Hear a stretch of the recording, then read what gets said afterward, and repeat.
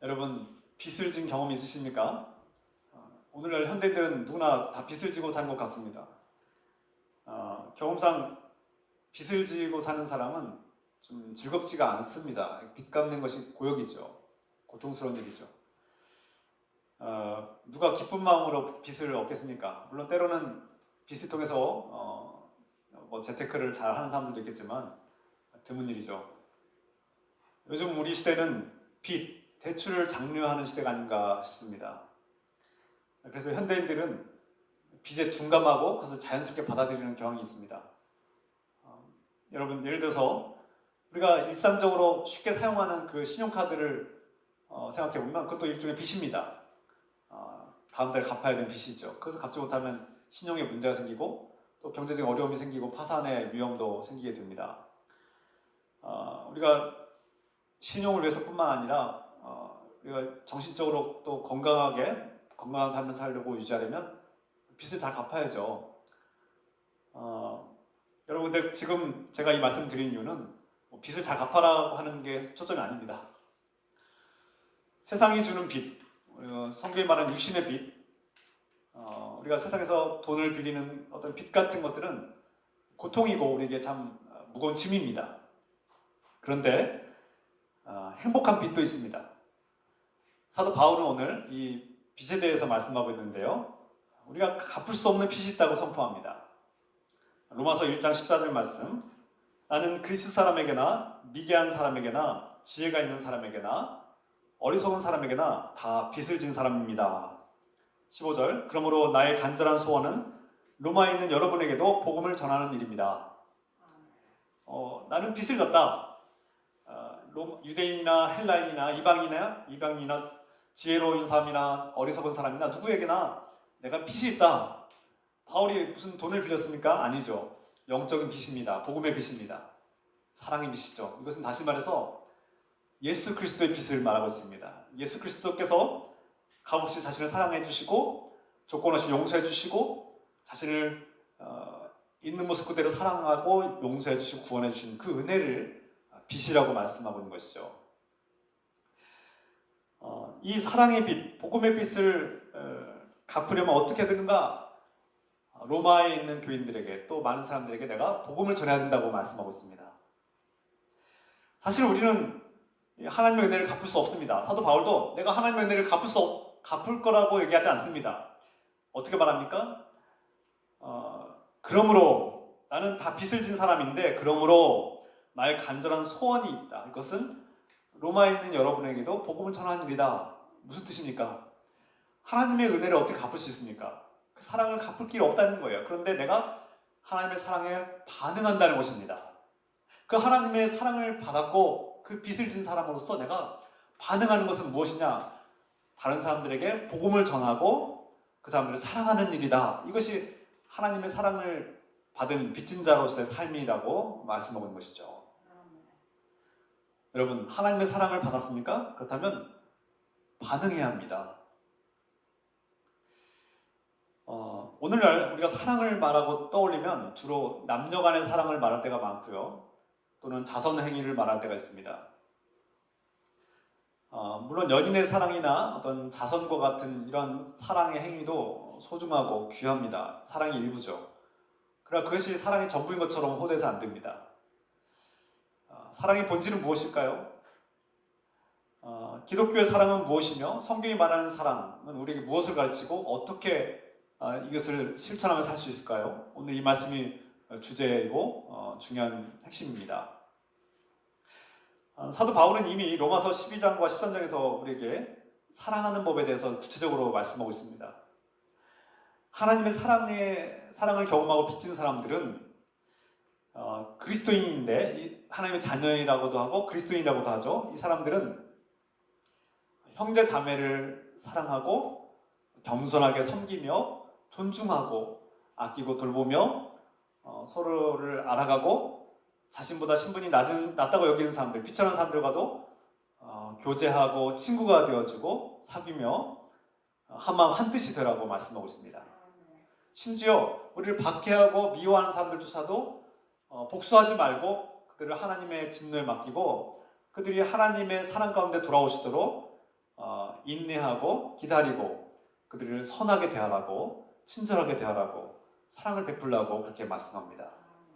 함께 울 때 함께 울고 우는 자와 함께 울고 또 기뻐하는 자와 함께 기뻐하고 서로의 슬픔과 서로의 기쁨을 함께 나누는 그런 공동체가 되라고 우리가 말씀하고 있습니다. 이것이 그리스도의 사랑을 받은 사람들의 빚진 사람들의 삶의 모습이다. 이것이 하나님의 사랑에 반응하는 모습이라고 가르쳐 주는 것이죠.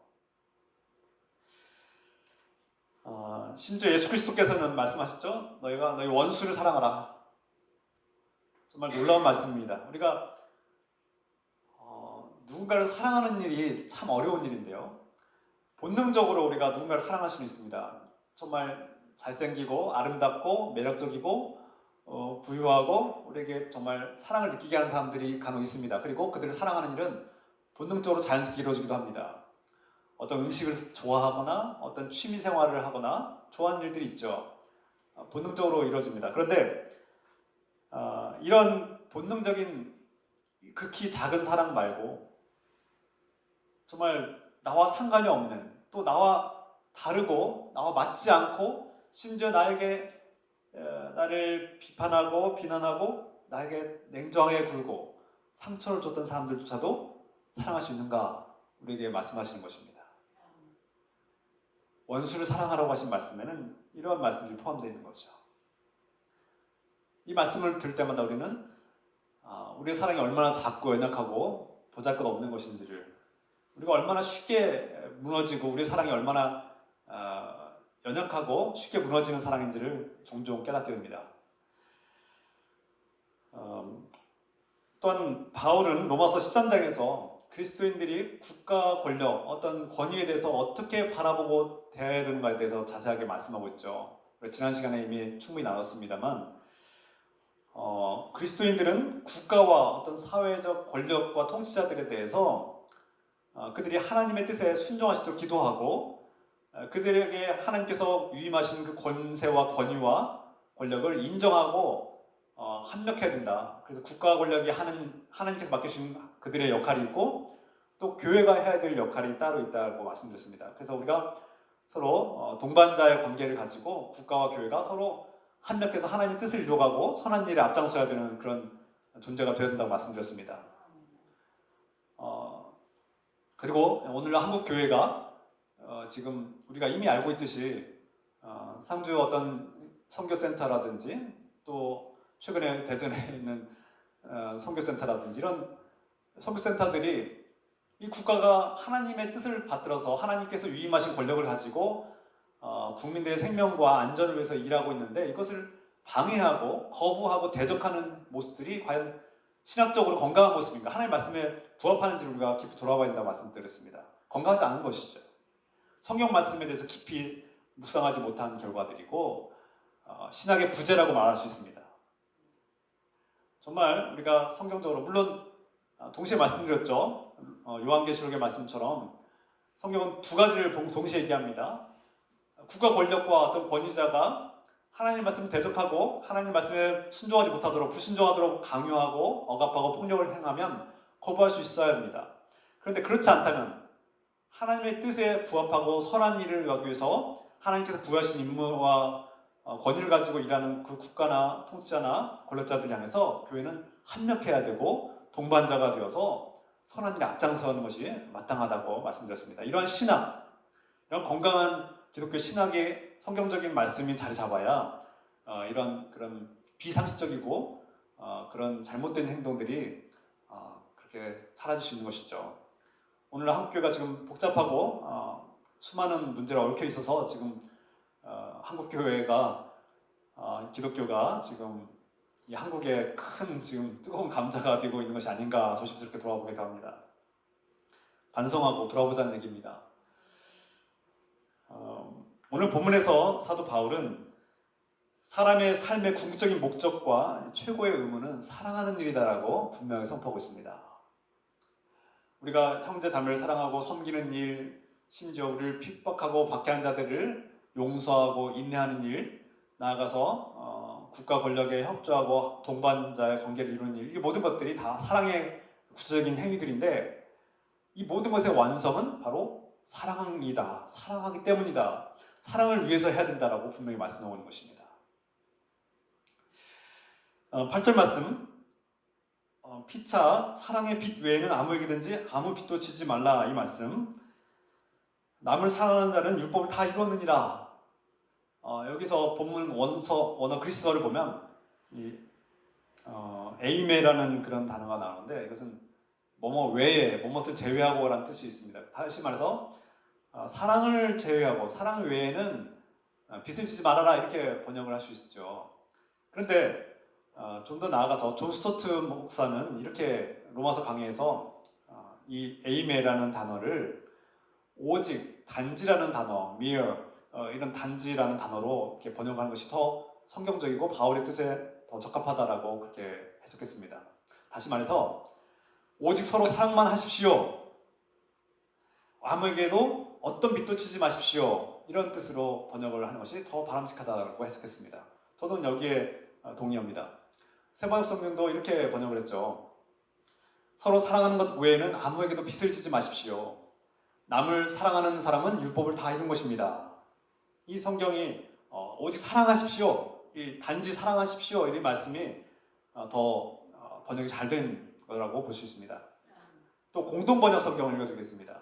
8절, 남에게 해야 할 의무를 다하십시오. 그러나 아무리 해도 다할 수 없는 의무가 한 가지 있습니다. 그것은 사랑의 의무입니다. 남을 사랑하는 사람은 이미 율법을 완성했습니다.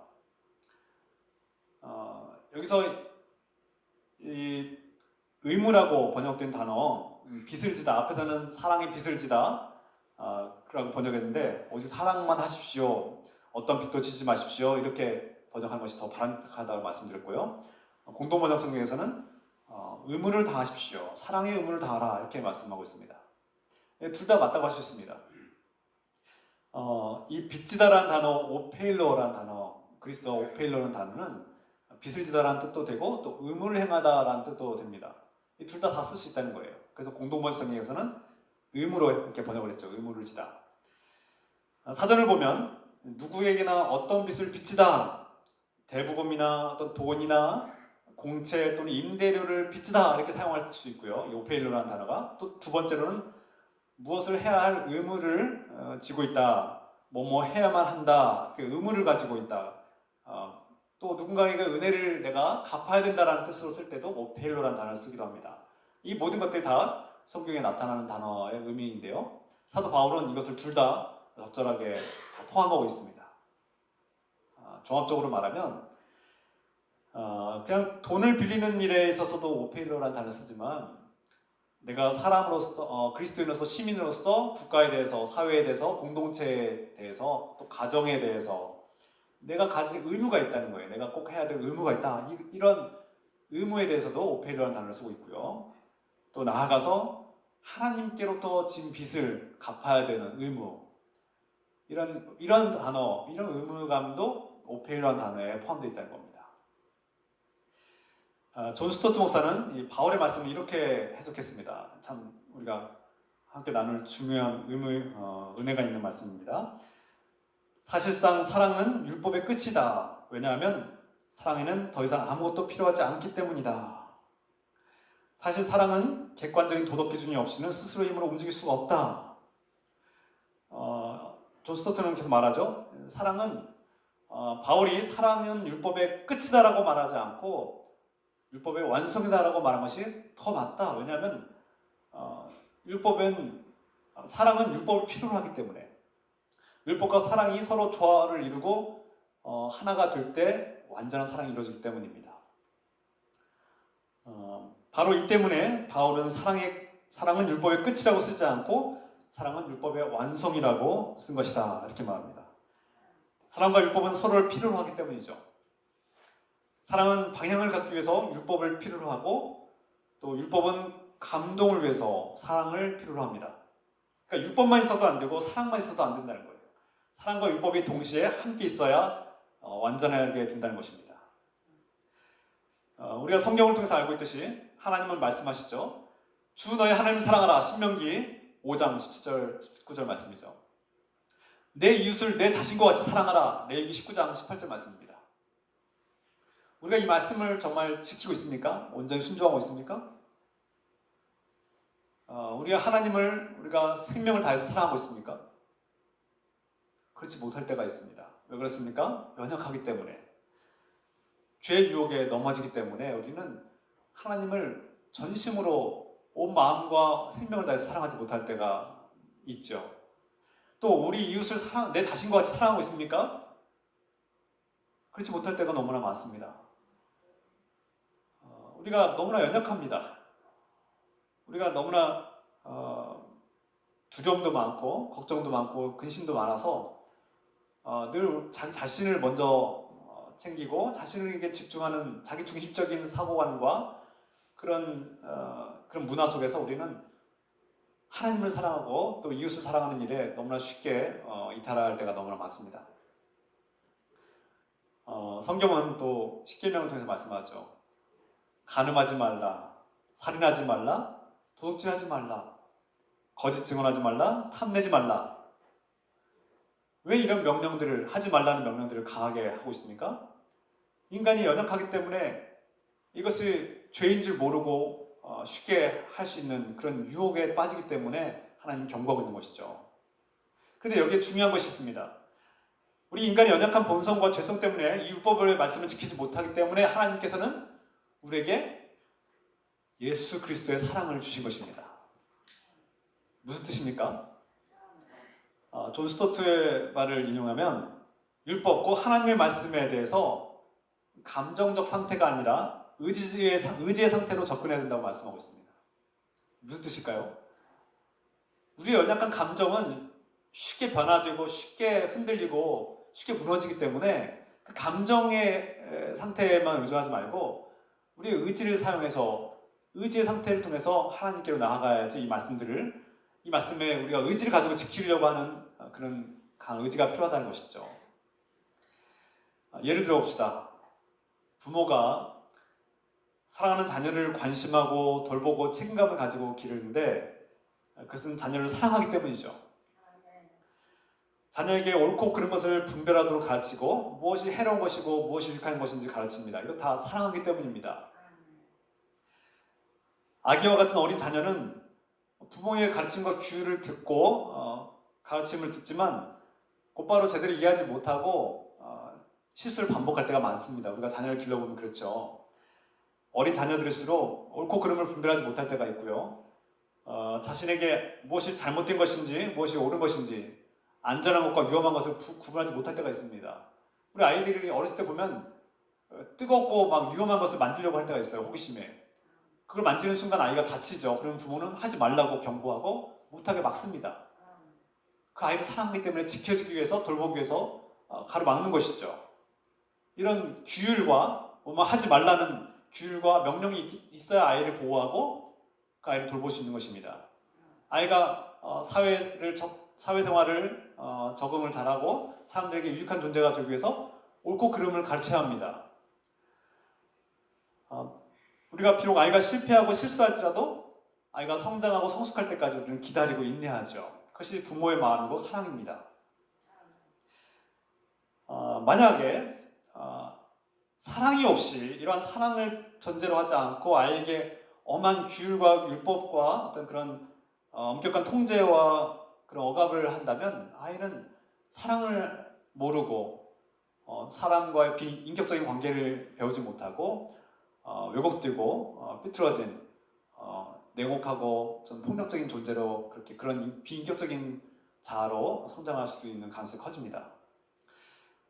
또 아이를 사랑한다는 이유로 아이가 마음대로 행동하도록 네가 원하는 대로 마음대로 행동하도록 내버려두고 그것이 사랑이라고 착각한다면 그 아이는 분명히 사회성을 제대로 배우지 못하고 무엇이 옳고 그른지를 분별하지 못하고 자기 욕망에 치우쳐서 정말 왜곡된 존재로 자라날 가능성이 크죠. 그래서 건강한 부모라면 자녀를 사랑하는 건강한 부모는 자녀에게 옳고 그름을 가르치고 해야 될 것과 하지 말아야 될 것을 가르치고 선한 것과 악한 것을 가르치고 그런 절대적인 도덕 기준들 아이를 존중하고 아이를 아끼고 돌보며 아이에게 사랑하는 법을 가르쳐주고 소통하고 대화하는 법도 가르치는 것이 건강한 부모의 모습입니다. 사랑만 있어서도 안 되고 규율만 있어서도 안 된다는 말씀이죠. 사랑에는 율법이 필요하고 율법과 사랑은 하나가 될 때 완벽해집니다. 이것이 하나님께서 우리에게 주신 율법의 목적입니다. 우리를 괴롭히고 억압하려고 주신 것이 아니라 우리를 사랑하기 때문에 율법을, 그 말씀을 주신 것입니다.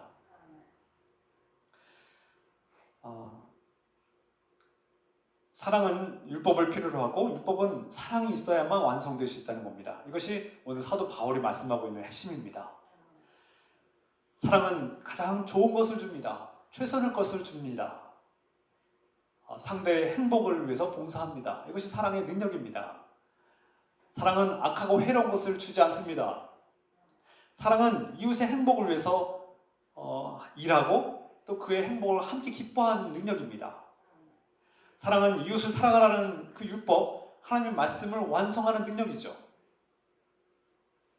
이것이 사도 바울의 말씀입니다. 사랑하면 가늠하지 않습니다. 사랑하기 때문에 도둑질하지 않습니다. 사랑하는 사람의 것을 빼앗지 않습니다. 탐욕하지 않습니다. 거짓을 속이지 않습니다. 사랑하십시오. 이것이 바울의 선포이고 말씀입니다. 좀 한 걸음 더 나아가서 C.S. 루이스는 순전한 기독교라는 책에서 사랑에 대해서 말합니다. 사랑은 감정의 상태가 아니라 의지의 상태라고 했습니다. 존 스토트의 말과 일맥상통하죠. 우리의 감정은 너무나 쉽게 변하고 너무나 쉽게 무너질 때가 많습니다. 좀 아침의 감정과 저녁의 감정이 다를 수도 있고 어제 사랑했던 사람은 내일 미워할지도 모릅니다. 그러나 하나님 말씀은 내 감정에 따라서 하는 것이 아니라 기분 좋으면 예배하고 기분 나쁘면 예배 안 하고 그냥 나에게 좀 기분 나쁜 일, 마음에 안 드는 일 있으면 그냥 다른 교회 가고 좀 마음에 들면은 그 교회 점착하는 일이 과연 하나님 말씀에 순종하는 삶입니까? 아닙니다. 감정의 상태에 머물러 있는 거죠. 어린아이와 같은 상태에 머물러 있는 겁니다. 성숙한 사람 어떻습니까? 성숙한 부모는 내 기분이 지금 좋지 않고 내가 지금 웃을 기분이 아니고 내가 누군가를 봉사할 상태가 아니면 감정의 상태가 아님에도 불구하고 자녀들을 돌봅니다. 자녀에게 음식을 주고 영양을 공급해주고 그 아이들의 안전을 지켜주고 함께 옆에 있어줍니다. 성숙한 부모의 모습이죠. 만약에 미숙하건 어린아이 사랑할 줄 모르는 부모는 자신의 감정이 화가 나면 자녀들에게 폭발하고 폭력을 행합니다. 서툰 사랑할 줄 모르는 부모일수록 자녀들에게 폭력적입니다. 화를 냅니다. 자기를 존중하지 않습니다. 돌봄을 외면합니다. 지금 내 욕구가 우선입니다. 자기 중심, 자기 이기적인 욕구가 더 먼저 해소돼야 된다고 생각합니다. 봉사하지 않습니다. 섬기지 않습니다. 그것이 미숙한, 서툰, 사랑할 줄 모르는 사람의 모습이죠. 과격한 말과 폭력적인 말, 상처 주는 말을 하죠. 그러므로 C.S. 루이스도 마찬가지로 말하죠. 감정의 상태에 머무는 것이 아니라 의지의 상태에 머물러야 된다. 이것이 사랑의 시작이라는 것이죠. 하나님을 사랑하라, 내 이웃을 사랑하라고 하신 말씀을 내 감정에 따라서 좌지우지하는 것이 아니라 의지를 가지고 사랑하려고 노력하는 것입니다. 시도하는 것이죠. 자신을 사랑하는 일은 본능적으로 이루어집니다. 그러나 남을 사랑하는 일은 배우고 훈련해야 합니다. 이것이 C.S. 루이스의 가르침이죠. 우리는 본능적으로 좋아하는 음식이나 좋아하는 놀이나 좋아하는 취향, 좋아하는 사람들이 자연스럽게 결정되는 것을 알 수 있습니다. 나도 모르게 누군가가 좋아요. 나도 모르게 저 사람이 참 마음에 들어요. 내가 좋아하는 음식이 있고 놀이가 자연스럽게 결정됩니다. 어렸을 때부터.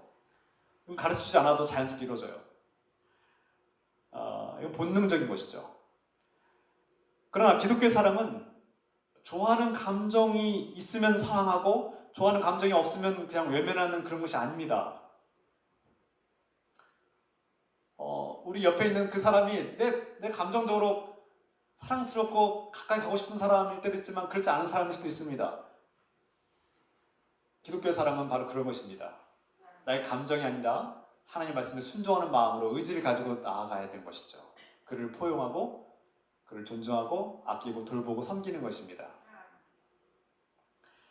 그리스도의 사랑은 감정을 뛰어넘는 사랑입니다. 의지를 사용하는 사랑입니다.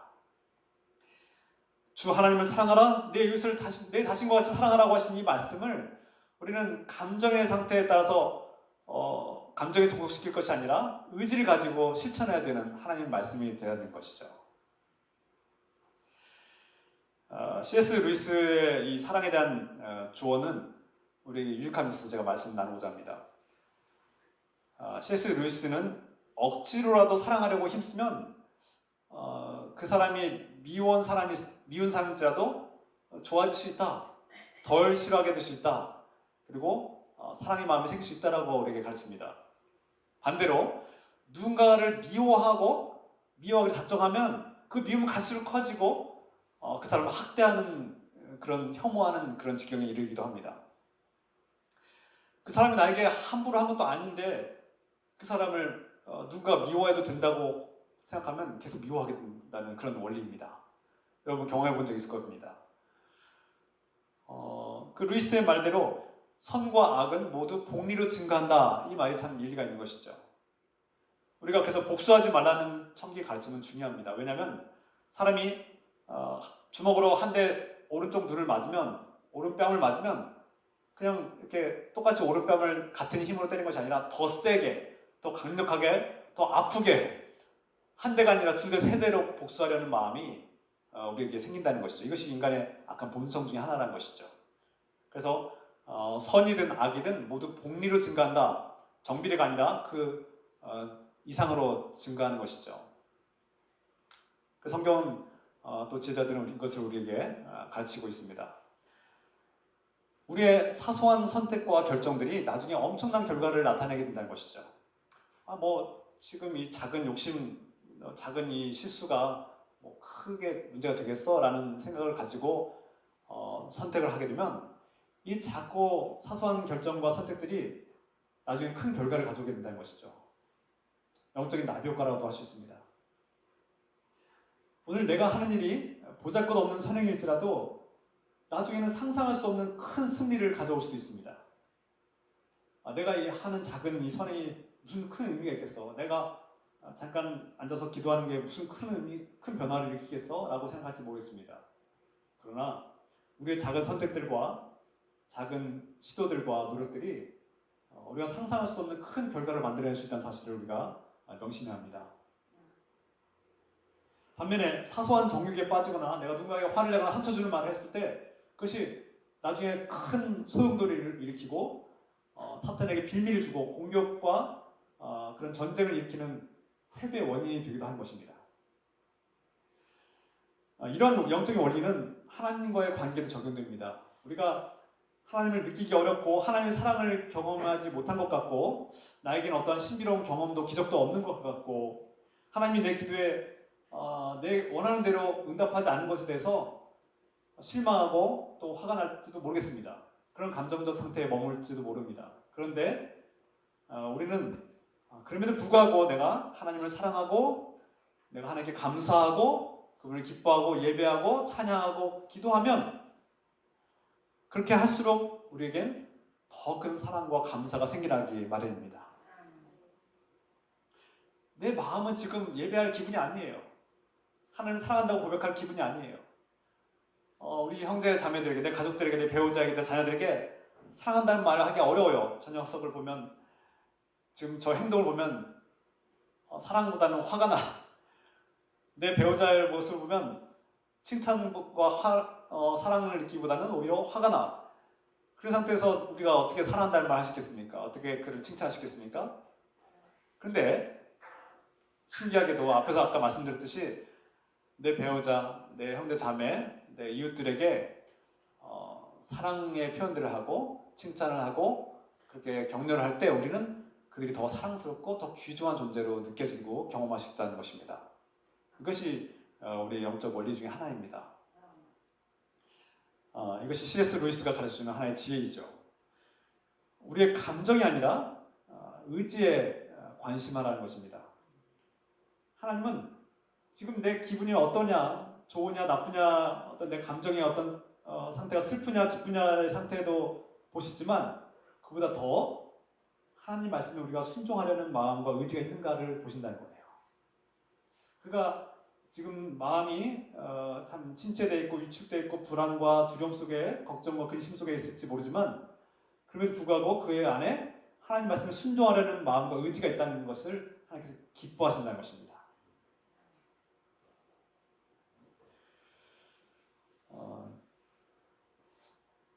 네 번째로 우리가 사랑에 대해서 지금 말씀하고 있는데 사도 바울이 말씀하는 사랑에 대해서 우리가 좀 더 알아볼 텐데요.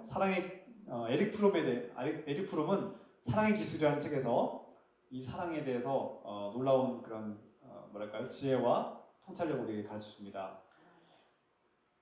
사랑은 누군가에게 빠져드는 경험이 아니다. 사랑은 기술이 아니고 대상의 문제도 아니다. 사랑은 누군가를 사랑할 능력이다라고 말합니다. 우리가 흔히 저 사람은 사랑이 힘들어. 앞에서 말씀드린 것처럼 우리는 사랑을 대상의 문제라고 생각합니다. 저 사람이 이쁜 짓을 해야 사랑하지 이렇게 말하기도 하죠. 저렇게 미운 행동을 하는 사람은 어떻게 사랑할 수 있어라고 말하기도 합니다. 근데 에릭 프롬은 그렇게 말하지 않는 것이죠. 그 대상의 문제가 아니라 당신에게 있다는 거예요. 사랑할 수 있는 능력은 당신이 결정하는 것이고 당신에게 있다는 것입니다. 여러분은 안 있다는 거예요. 그 대상이 내가 사랑에 빠져들게 하는 그 대상에게 있는 것이 아니라 사랑의 능력은 내 안에 있다는 겁니다. 내 안에 사랑할 능력이 있는가? 사랑이야말로 인간의 존재 이유와 목적이라고 말합니다. 성숙한 사랑이야말로 인간 존재에 대한 대답이다. 그래서 이 에릭 프롬은 성숙한 사랑에 대해서 말합니다. 성숙한 사랑은 어떠한 것이냐? 인간에게 능동적인 힘을 주는 것이다. 어떤 타인과의 분리된 벽, 저 사람 나이와 성과, 또 저 사람의 신분, 사회적 지위, 위치, 지식, 인기, 명예, 권력에 대해서 우리는 항상 맡긴 담이 있다는 겁니다. 그런데 사람들이 만들어 온 그 답을 허무는 힘이 바로 사랑이라는 거예요. 사랑은 그 담을 허물고 뛰어넘을 수 있습니다. 그래서 사도 바울이 말씀하죠. 나보다 비천하게 여겨지는 사람들에게 다가가고 사귀고 교제하고 친구가 되라고 말씀합니다. 이것이 사랑의 능력입니다.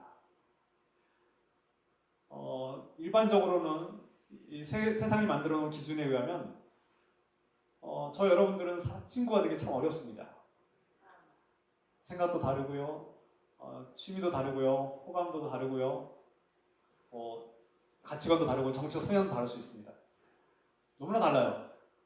그런데 우리가 서로 사랑할 수 있는 친구가 되고 서로를 격려하고 위로하고 함께하는 이 공동체가 될 수 있는 것은 무엇 때문입니까? 예수 그리스도의 사랑 때문이죠. 이것이 사랑의 힘입니다. 사랑은 막힌 담을 허뭅니다. 에릭 프롬은 더 말합니다. 사랑은 빠져드는 것이 아니라 참여하는 것이다. 사랑은 받는 것이 아니라 주는 것이다. 많이 가진 사람이 부자가 아니라 많이 주는 사람이 부자다. 오늘 우리가 앞에서 찬양한 것처럼 우리 임경재의 찬양 참 아름다운데 주는 것보다 받는 것을 더 좋아하는 우리 모습을 돌아보게 만들었습니다. 에릭 프롬은 말합니다. 사랑은 받는 것이 아니라 주는 것이다.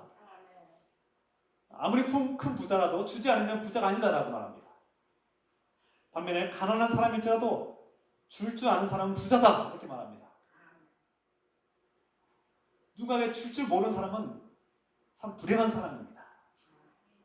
나누지 못하고 자기 것만 생각하는 사람은 참 불행한 사람이라는 거예요. 제가 이에 대해서 길게 에릭 프롬의 설명이 있는데 참 나누지 못한 것이 아쉽습니다. 주는 기쁨, 주는 것의 가장 중요한 영역은 어떤 물질을 나누는 것도 중요하지만 인간성을 나누는 것이 가장 크다라고 말합니다. 한 사람이 어떤 다른 사람에게 자신의 기쁨, 자신의 관심, 자신의 지식, 자신의 슬픔, 자신의 감사와 같은 마음들을 정직하게 나누는 것이야말로 살아있다는 증거라고 말합니다. 우리가 살아있는 증거는 무엇입니까? 우리의 마음을 누군가에게 줄 수 있는 것, 우리의 솔직한 인간성을 누구에게 나타내고 보여줄 수 있는 것이야말로 우리가 살아있는 증거라는 것이죠. 물질을 나누는 것도 순종합니다. 그런데 가끔씩 부자들은 누군가의 자선을 통해서 물질을 나누는 것을 통해서 내가 사랑했다고 생각하고 자신이 뭔가 많은 것을 했다고 생각할지 모르겠습니다. 그것은 착각입니다. 자신의 진정한 인간성을 나누지 못한다면 그것은 또 다른 유선이 될 수도 있고 교만이 될 수도 있습니다. 사랑은 사랑을 낳아야 합니다. 사랑은 사랑을 낳는 힘이 있습니다. 사랑을 낳을 수 없다는 것은 무능력하다는 증거입니다. 사랑은 주는 것이고 보살피는 것이고 관심하고 책임지고 존중하고 서로를 알아가기 위해서 가까이 다가가고 교제하는 것, 그것이 사랑이죠. 앞에서 말씀드린 것처럼 어머니와 자녀의 모습, 부모 자녀의 모습 속에 나타나죠. 그 어머니가 아이를 어떻게 사랑합니까? 뱃속에서부터 태아에 있는 아기에게 자신의 체온을 주죠. 영양분을 줍니다. 또 사랑을 줍니다. 엄마는 아기를 관심하고 보살피고 돌보고 존중하고 알아가고 그를 책임지고 그 생명을 사랑해 주죠.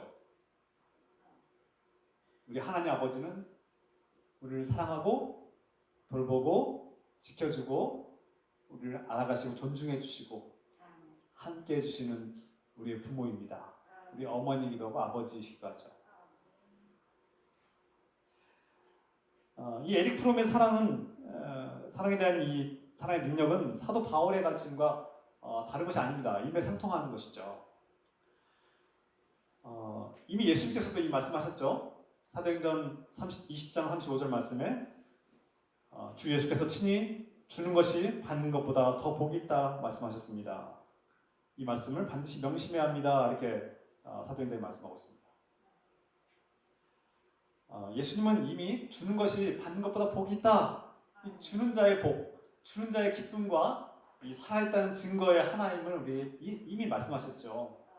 사도 바울이 이것을 누구보다 잘 알고 있었고 자신은 예수 그리스도 이전에는 율법 세계관에 갇혀 있을 때는 받으려고 하는 자였고 구원을 쟁취하려는 자였다면 이제는 예수 그리스도를 만난 이후에 그는 새 사람이 되어서 그 사랑, 예수 그리스도의 사랑을 나누고 베푸는 자, 주는 자의 삶을 살고 있다는 것을 우리가 알 수 있습니다. 주는 것의 기쁨, 줄 수 있는 능력을 가진 사람은 받으려고 애쓰고 받지 못해서 불행해하는 사람보다 훨씬 더 행복한 사람입니다. 우리가 이 행복의 비결을 배웠으면 좋겠습니다. 성경이 기독교가 가르치는 이 행복의 비결은 바로 주는 데 있다는 것입니다. 사랑은 능동적으로 주는 능력이고 누군가를 보살피고 돌보고 존중하며 봉사하고 알아가고 존중하는 능력이라는 것이죠. 하나님 아버지는 우리의 감정이 어떠하든지 우리가 패배자로 살든지 성공자로 살든지 우리가 기뻐하든지 슬퍼하든지 상관없이 우리의 조건에 상관없이 우리를 있는 모습 그대로 사랑하십니다. 그리고 자신의 모든 것을 다 내어주셨습니다. 우리를 사랑하기 때문에 이 땅에 그 보잘것없는 육신의 모습으로 오셨습니다. 바로 예수 그리스도의 모습으로 이 땅에 오셨습니다. 그것은 사랑하기 때문에 오신 것입니다. 사도 바울은 로마서 8장에서 하나님의 사랑에 대해서 선포합니다. 세상에 그 무엇으로도 끊을 수 없는 강력한 사랑. 로마서 8장 38절과 39절입니다. 나는 확신합니다. 죽음도 삶도 천사들도 권세자들도 현재일도 장래일도 능력도 높음도 깊음도 그 밖에 어떤 피조물도 우리 주 예수 그리스도 안에 있는 하나님의 사랑에서 끊을 수 없습니다. 하나님의 사랑은 이 세상의 그 어떤 것도 끊을 수 없는 강력한 것입니다. 하나님은 저와 여러분들을 포기하지 않습니다. 하나님을 믿는 자녀들을 포기하지 않을 뿐만 아니라 우리 이웃들까지도 사랑하시고 그들을 포기하지 않겠다고 말씀하셨습니다. 교회 다니는 사람들만 사랑하는 것이 아니라 교회 밖에 있는 사람들도 사랑한다는 뜻입니다. 사람이 하나님과 관계를 포기하는 것이지 하나님은 우리를 포기한 적이 없습니다. 결코 포기하지 않으십니다. 하나님은 지금도 우리를 뜨겁게 사랑하시고 자신의 목숨을 내어놓기까지 사랑하시고 자신의 사랑하는 외아들 예수 그리스도를 아낌없이 내어주시는 죽도록 내어주시는 아버지십니다. 또 그분은 우리의 이웃들을 사랑하십니다. 이것이 바로 하나님의 아들 예수 그리스도를 통해서 우리에게 나타난 사랑이고 예수 그리스도의 십자가를 통해서 이 사랑이 완성되었습니다. 예수님께서 십자가에서 죽으신 사건은 바로 하나님의 사랑을 완성하는 사건입니다. 오늘 말씀을 마칩니다. 이제 하나님의 사랑을 경험하고 사랑의 빚진 자가 된 우리 그리스도인들은 자기 자신보다 형제 자매와 이웃을 사랑하는 삶을 살아야 합니다. 나보다 다른 사람들 더 돌보고 이제 내가 더 많은 것을 가지려고 애쓰기보다는 다른 사람들에게 나누는 삶을 살려고 애씁시다. 내가 가지고 누리는 것들을 과시하지 말고 또 자만하지 말고 또 화를 내거나 분노하지 말고 복수하지 말고 누군가를 정죄하지 맙시다. 더 이상 돈을 빚지는 삶이 아니라 사랑의 빚을 진 사람으로 살아갑시다. 우리의 감정의 상태를 넘어서서 의지를 가지고 사랑하는 삶을 살아가기를 부탁드립니다. 사랑은 기술이 아니라 능력입니다.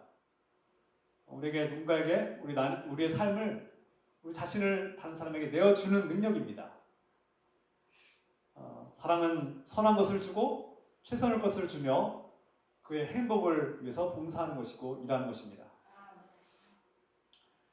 우리에게 모든 것을 아낌없이 조건 없이 내어주신 예수 그리스도의 사랑을 품고 그 무엇으로도 끊을 수 없는 하나님의 사랑을 받은 우리가 이제 다른 사람들을 용서하고 너그럽게 포용하고 그들에게 친절하게 대하며 그들의 행복을 위해서 일할 수 있는 삶이 되기를 소망합니다.